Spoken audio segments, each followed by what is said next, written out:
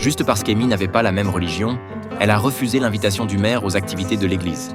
Mais elle ne s'attendait pas à ce qu'il lui en tienne autant rigueur. Une guerre sans fumée a commencé. Ce matin-là, quand Amy est arrivée à la boutique, elle a trouvé Joséphine qui l'attendait devant la porte. Elle a avoué avoir volé du chocolat et voulait payer Amy. Mais cette dernière a dit que ça n'était jamais arrivé. Touchée par la gentillesse d'Amy, Joséphine a baissé sa garde. Elle s'est confiée à Amy, lui disant que sa vie était un enfer, étouffée chaque jour par l'église.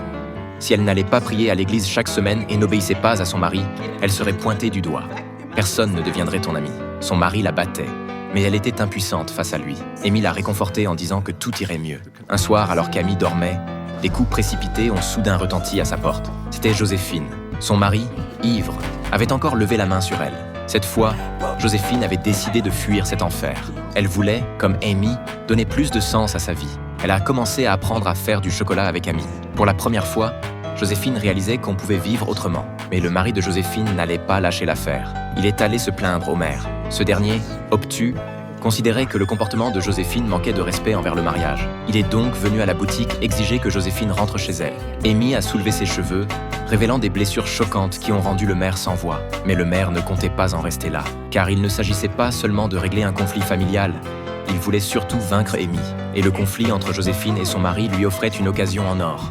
Il a traîné le mari à l'église pour se confesser, allant même jusqu'à le transformer en piètre gentleman, un bouquet à la main, quémandant le pardon de Joséphine. Joséphine a accepté ses excuses, mais une réconciliation était inenvisageable. « Je te promets que tout sera différent maintenant, » dit-il. « Merci pour tes excuses. Les fleurs sont jolies.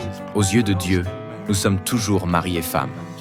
Alors, il doit être aveugle. » Une nuit, alors que Joséphine dormait paisiblement, son ex-mari ivre a défoncé la porte. Avec Amy, elles ont bloqué la porte de la chambre avec une armoire. Mais ça n'a pas arrêté ce mari brutal. Les deux femmes fragiles n'étaient pas de taille face à lui. D'un geste, il a projeté Amy au sol. Voyant cela, Joséphine a cessé d'être faible. Elle a attrapé une poêle et l'a frappée.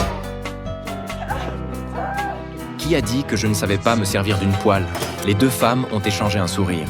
L'ex-mari s'est retrouvé jeté dans la rue.